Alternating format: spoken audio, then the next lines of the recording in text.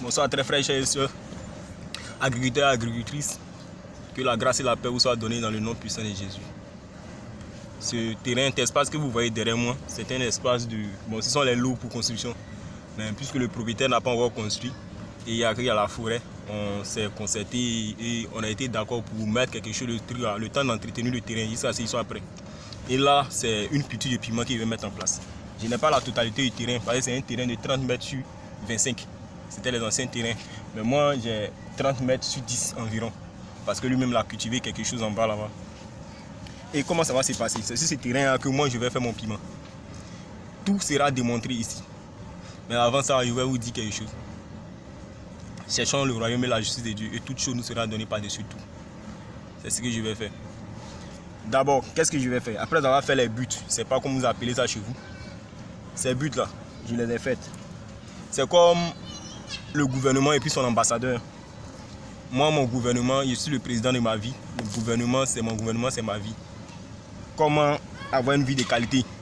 C'est ce qui est un truc, c'est qui importe pour mon gouvernement, une vie de qualité. Pour moi, mon gouvernement et puis pour mes frères à côté. Ici, mon ambassadeur, c'est le piment. Et le piment qui est ambassadeur, je n'ai jamais vu un ambassadeur qui manque de quelque chose. Avant que l'ambassadeur n'arrive dans un pays hôte, par exemple, tout est mis en place. Et bon, avant de planter ici notre piment, nous devons tout mettre en place.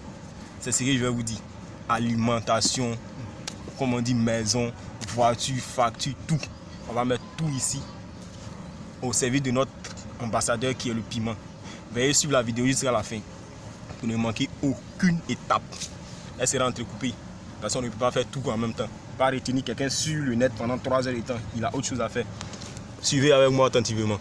Voici, très chers camarades agriculteurs, agricultrices, je me suis réservé une partie du travail qui est en train de faire pour vous montrer ce que je fais sur ma parcelle. Je vais vous montrer. C'est juste une petite partie. De toute façon, on ne pouvait pas faire tout le travail ensemble. En fait, j'aplatissais cette zone, la zone de surface. Je la rendais plate avant de pondre maintenant la viande de poulet. C'est juste, moi, j'utilise seulement un râteau, comme vous voyez.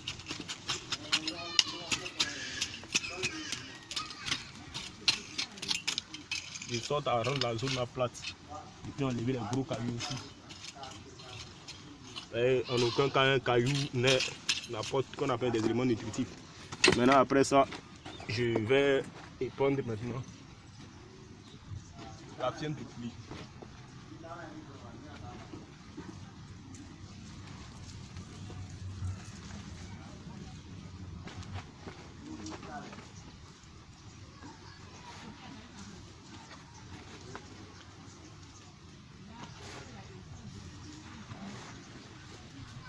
Je suis en train de répandre maintenant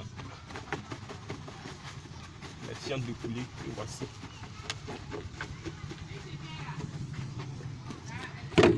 Maintenant que j'ai répandu, je vais essayer de casser les gros morceaux.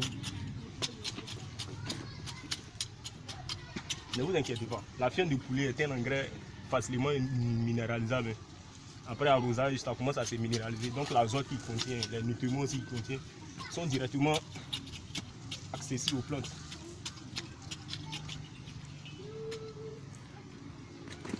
Après ce travail-là, nous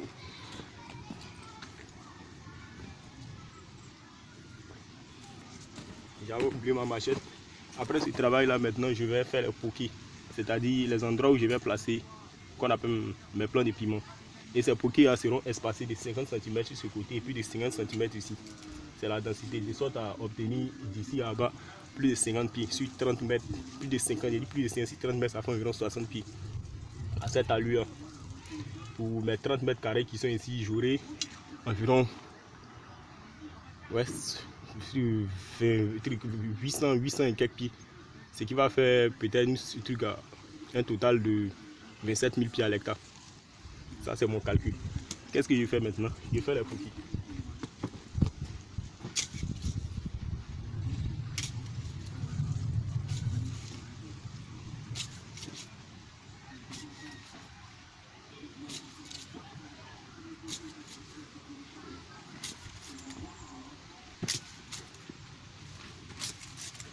Ici.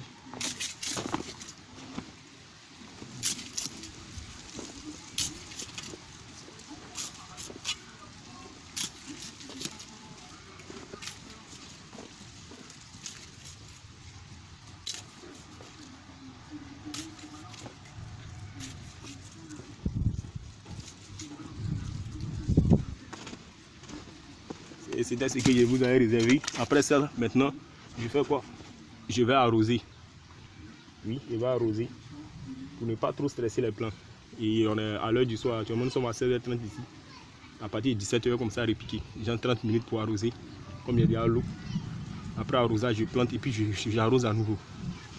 C'est le travail qui est à faire. Nous verrons la suite après. Très cher frère, voilà, j'ai fini d'arroser une seule partie pour pouvoir afin de terminer la vidéo. Maintenant, nous allons passer au planting. Derrière là, il y a quelques plantes que vous allez voir. Voilà les pépinières ici qu'on doit mettre en terre.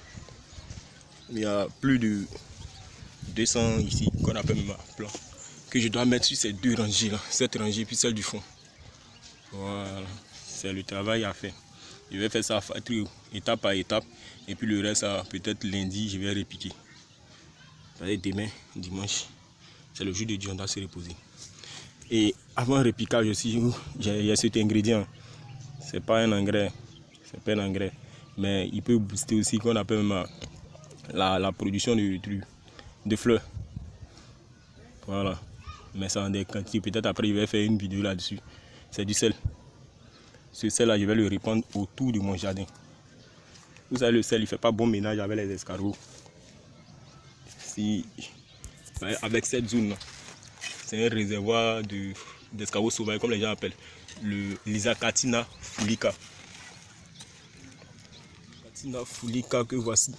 Il n'y en a pas de vivants ici, mais c'est qu'il y en a dans ces briques là. Oui, il y en a même dans ce tout. Ouais. Actuellement, quand il fait chaud, ils sont enfouis. Mais dans les temps plus de fraîcheur, ils sortent. Et si cette population tombe sur ça, vous n'avez rien fait.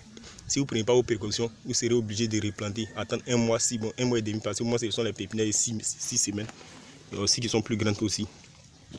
Et ces pépinières, je les ai arrosées au préalable afin de faciliter l'arrache. Vous voyez, et conserver les racines. C'est comme ça que je vais planter.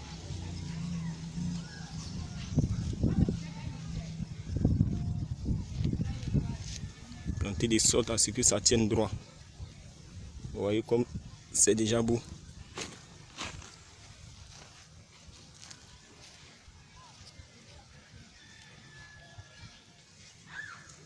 Voilà ce que ça donne. Et bon, maintenant passons au planting. Très cher ami, le répiquage terminé. On va devoir arroser une deuxième fois pour empêcher que les feuilles flétrissent. Parce que vous voyez le changement de domaine qu'on appelle même de la zone de pépinière jusqu'à la zone de planting.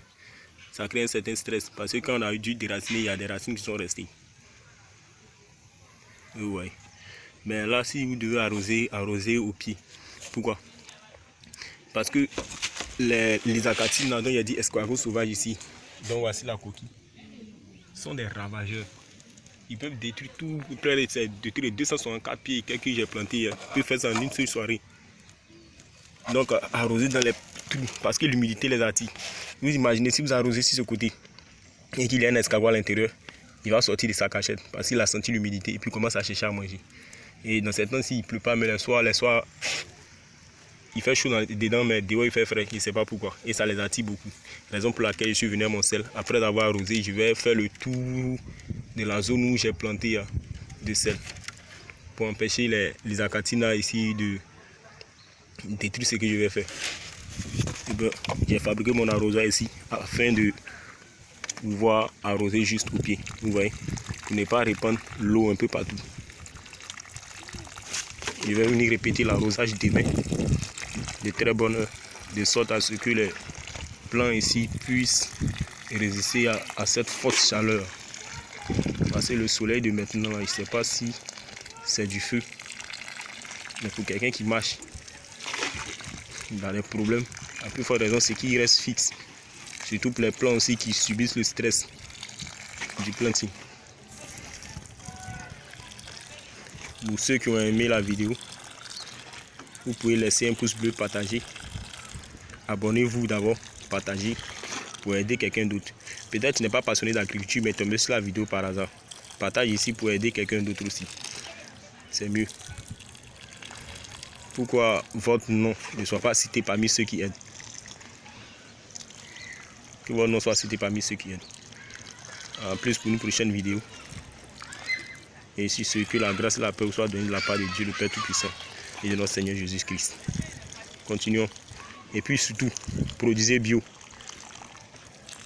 C'est mieux. C'est le meilleur moyen d'éradiquer plusieurs maladies. Alors on ne sait pas de quoi sont causées les maladies dont souffrent les gens. À 12 ans, 18 ans, les gens souffrent d'insuffisance rénale. Est-ce que ce n'est pas lié à l'alimentation? On commence à produire un truc à produire bio. Et puis afin de diminuer les exportations, les importations, voire même de supprimer ça de notre langage. Que la grâce vous soit donnée de la part de Dieu le Père Tout-Puissant. Merci d'avoir suivi jusqu'à la fin. Et n'oubliez pas de vous abonner.